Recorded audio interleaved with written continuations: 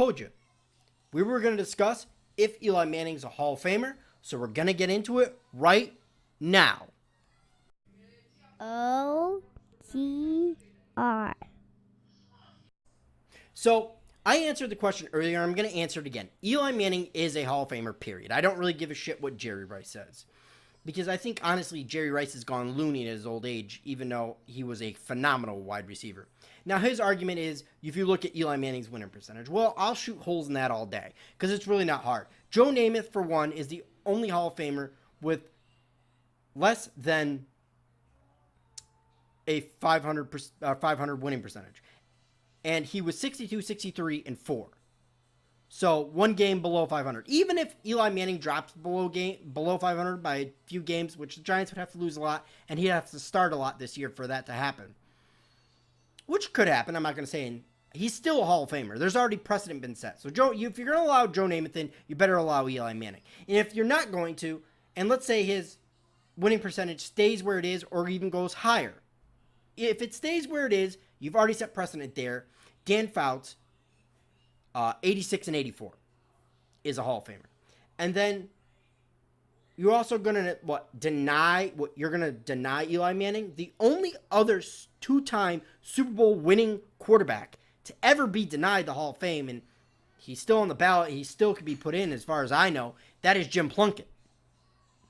There's only been 12 other quarterbacks in the history of the NFL that have 2 or more Super Bowls. Now, granted,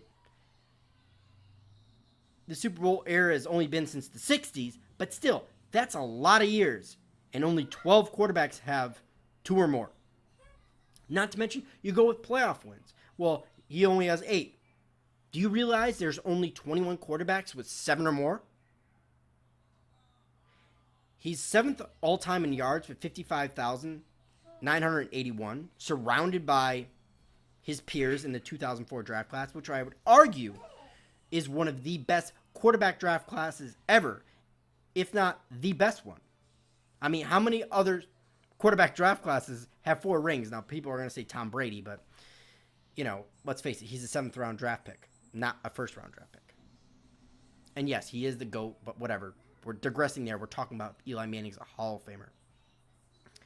And then we move on to passing touchdowns. Well, he's thrown 360 of those. That's good for 8th all time.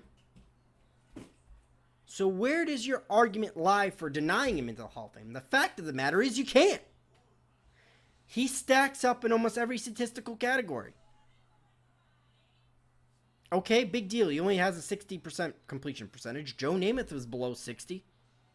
And there's a bunch. I bet I could find other Hall of Fame quarterbacks that had a completion percentage below 60. So where do you want to draw the line? Where do you want to deny him? Because at that point, I think you're really nitpicking. Because the fact of the matter is, he is. And it really is hard to deny it.